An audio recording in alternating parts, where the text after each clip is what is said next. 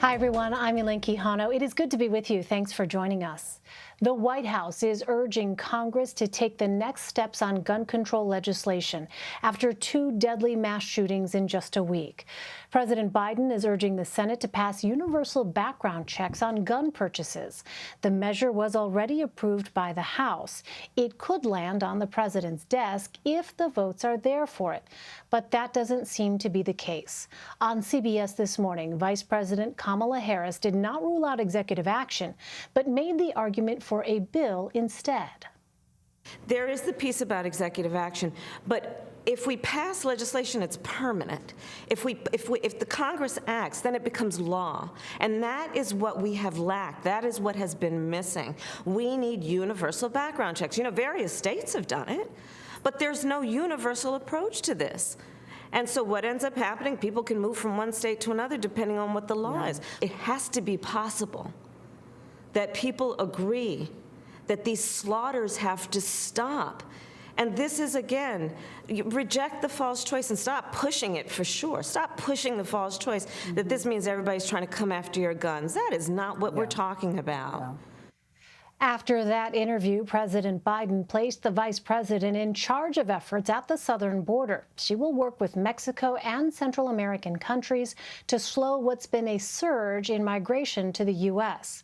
The government is struggling to house children and teens seeking asylum in the U.S. by themselves. Here is how President Biden explained his administration's goals. The best way to keep people from coming is keep them from wanting to leave. And the reason why so many people were leaving, we learned, was that not only gang violence and trafficking cartels, but natural disasters, hurricanes, floods, earthquakes. If you deal with the problems in country, it benefits everyone. It benefits us, it benefits the people, it grows the economies there. Unfortunately, the last administration eliminated that funding, did not engage in it, did not use it, even though there was over $700 million to help get this done. We're reinstituting that program. Kris Van Cleave, Caitlin Huey-Burns, and Alayna Treene join me now. Kris is a CBS News congressional correspondent. Caitlin is CBSN's Washington reporter, and Alayna is a congressional reporter for Axios. Welcome to you all. Kris, let me start with you. I want to first ask about the White House's push for gun control. Is there any sort of legislation which could get through the Senate at this point? It doesn't look like it, Elaine. You need 60 votes to move something through the Senate, and it's not clear that even the 2 measures that the House passed last week that would close gun loopholes, require universal background checks, and give law enforcement more time to vet somebody trying to buy a gun. It doesn't look like those even necessarily have 50 votes of support, let alone the 60 you would need. So while I think you're going to hear a lot of talk about gun control in the weeks ahead, right now it doesn't look like there is a bill that has the votes to pass, which could end up setting the stage for it going back over to the other side of 1600 Pennsylvania Avenue, go down the block here to the White House and executive action being taken. But for now, you're going to hear a lot of talk in the Senate. I don't know that there is a piece of legislation right now that would get you 60 votes. All right, so Caitlin, to pick up on what Kris was saying there, what kind of potential executive action is the Biden administration considering? Well, they have been pretty vague so far about what they are considering, but they have acknowledged that they could take steps on executive authority. They could potentially, as activists have pointed out, do things to strengthen background checks, close some loopholes, do some things from a regulatory perspective.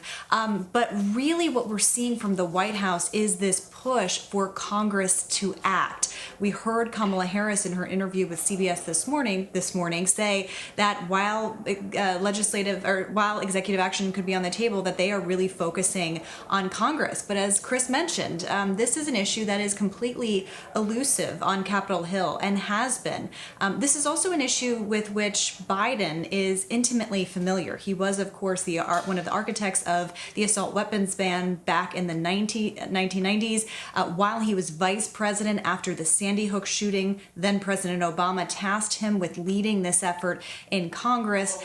We know how that turned out. There wasn't enough support for even background checks, which are widely popular. That measure failed in the Senate. So this is an issue that shows kind of how much ground has shifted since Biden has been in office as a senator and even as vice president, that this is an issue that while they're saying Congress needs to act and they're waiting for Congress to act, this is an issue that we know faces a huge uphill climb. We should also note that when Biden was campaigning for president, he made gun legislation a priority on the campaign trail. He said on day one he would send legislation to Congress to get rid of liability protections for gun manufacturers. As we know, COVID relief and the economic fallout, now immigration, those are issues that have taken center stage, and the issue of guns has fallen to the wayside really until now.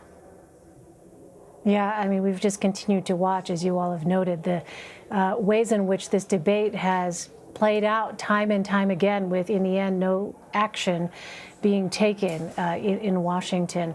Let's turn to another topic. Alayna, you have been following a push from Senate Republicans to get Democrats on the record regarding the southern border. What are you learning? Well, Elaine, I think that we've seen over the past several weeks now that the issue at the border is really becoming a crisis. I know that the administration is trying not to call it that, but I think, it's come to the point now where we can say that it is a crisis, and it's something that Republicans are really trying to seize, particularly as a messaging strategy. And we saw some of those efforts today.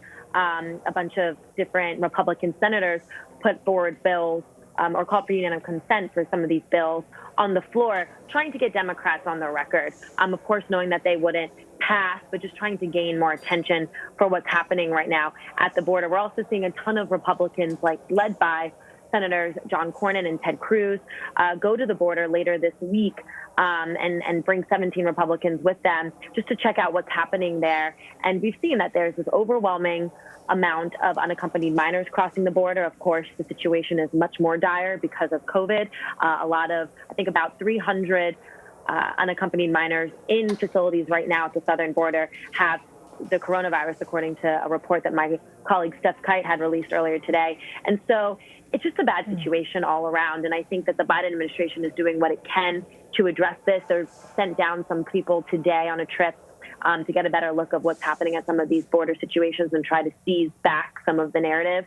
But it's really an issue that they're having a lot of trouble to fix, and it's going to be one that they have to continue to monitor very closely. There's so much interest in it, especially after some of these more recent images that have been released about what it looks like for these migrants inside these facilities. Kris, let me ask you, more than 2 months after the January 6th insurrection, the fencing surrounding the U.S. Capitol has now been removed. What do we know about the current threat level, and where are they in their investigation? So, Elaine, there were 2 fence lines inside the Capitol complex. The outer perimeter has been completely removed.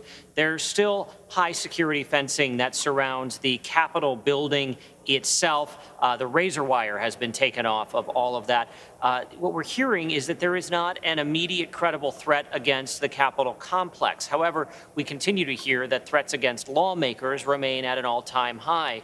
Representative Van Drew today in a hearing spoke about a threat against his life that his wife received at their home that also threatened her and his kids. Just another example of some of at the very least, these increased threatening rhetoric aimed at lawmakers. So that remains a big concern. But the intelligence right now that we know about doesn't point to an immediate threat to the Capitol complex. Where does the investigation of the Capitol attack stand? We learned this week that between state and federal charges, more than 400 people have been charged, that prosecutors are weighing sedition charges in some cases. And we're going to talk tonight on the CBS Evening News about some new information just unsealed, just revealed in court documents about some coordination, perhaps, between some of the extremist groups that we know have had members charged on the 6th. All right. Really looking forward to hearing the details on that. Kris Van Cleave, we know you have to go. Thank you very much. Meantime, Caitlin, the Senate Rules Committee met earlier today discussing voting rights legislation as many states move to change election laws. Caitlin, what is at stake here? Well, Democrats who are pushing for this say that what's at stake is that you have this movement underway in state legislatures to change voting laws in light of the 2020 election. Some of those have already gone through. Iowa has signed some restrictions into law already. We're watching Georgia this week as their legislative session wraps up. Republican and this bill, among other things, would create an automatic same-day voter registration. It would expand vote by mail across the country. It would reform gerrymandering. Those are some of the kind of the highlights that Democrats say are of this bill.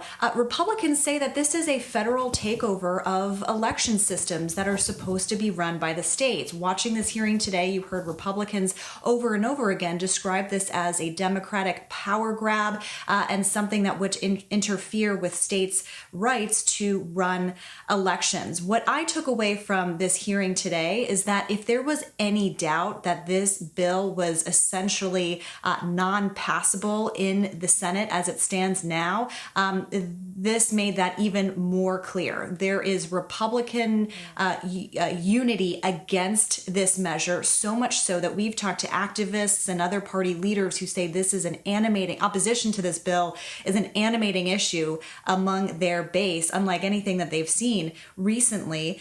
Democrats have really not been banking at all on support for Republicans for this, and that's why you've had a lot of this conversation focused on reforming or even eliminating the filibuster. All right. Well, finally, Alayna, in our show last night, we played the criticism from Illinois Democratic Senator Tammy Duckworth, calling the White House's rationalization for the lack of Asian American cabinet representation insulting. You broke the news of that White House call with senators. What happened? Well, Elaine, it was in their Monday night meeting. It was a virtual treat among Senate Democrats, and the White House joined the call, some officials, including the president for one period of time. But after President Biden got off the call, his deputy chief of staff, Jen O'Malley-Dillon, gave a presentation. And it was during that presentation that Senator Duckworth spoke up and confronted her over the lack of, or really absence of Asian American representation in the cabinet. She was backed up by Senator Mazie Hirono, a Democrat from Hawaii, and both kind of just brought up this issue. Look, there isn't enough representation of Asian Americans, especially after what we've seen over the past year of a rise in hate crimes and violence against Asian Americans. The timing of it, especially, I think, was a trigger for some of these senators. And the White House came back and said, the vice president, Kamala Harris, she is African American, but also Asian American, and given her Indian American roots. And Senator Duckworth said, that was insulting. She spoke to reporters last night at the Hill about that call, and she said, I found that insulting because, just to have one person in the administration isn't enough. Now, of course, Kamala Harris is the vice president. There's also Catherine Tai, who is the United States Trade Representative. That is a cabinet level position technically, but she's not a cabinet secretary. And so these are some of the concerns that they've had. Since then, and since this conversation, the White House has said that they would appoint an Asian American liaison for some of these issues, and that seemed to appease Senators Duckworth and Hirono, who said that they wouldn't be holding back their support for any of these nominees that they had previously mentioned they would do if they didn't address this issue. It's certainly something that we are going to continue to follow. I know a lot of folks are, especially given the context of what you mentioned, the time that we're in right now. Caitlin Huey-Burns and Alayna Treene for us. Thank you very much.